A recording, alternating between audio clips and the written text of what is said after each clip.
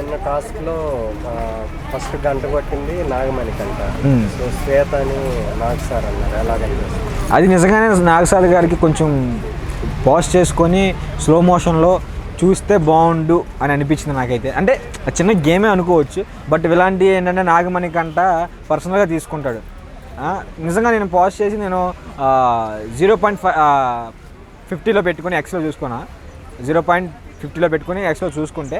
But first కొట్టింది ఎవరంటే నాగమణికంటనే. అతని నుంచి కొట్టినట్టు అలా అనిపించింది కానీ సీత అయితే కొట్టలేదు. బట్ ఇలాంటి అది మణికంఠ అబ్జర్వ్ చేసే ఉంటాడు. ఇది నాకు తెలిసి నామినేషన్లో కూడా వేస్తాడు. ఇది కరెక్ట్ కాదు మణికంఠ, ఎందుకంటే నాగార్జున గారు కొంచెం ఇలాంటి చిన్న చిన్న బిగినర్ మిస్టేక్స్ ఇవన్నీ చూసుకోవాలి మీరంతా.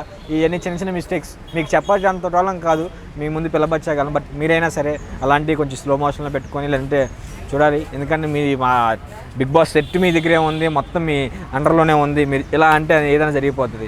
అలాంటి టాలెంట్ మీకు ఉన్నప్పుడు కొంచెం చూసుకోండి. మణికంఠ ఏదైనా సెన్సిటివ్ మీకు బాగా తెలుసు. ఎందుకు నామినేట్ చేస్తాడో, ఎందుకు అలుగుతాడో, ఏం చేస్తాడో కూడా తనకే తెలియదు. రేపు పొద్దున మణికంఠకి కొంచెం అదే అక్కడ ఇగో వచ్చేసి మిమ్మల్ని కూడా నామినేట్ చేయొచ్చు.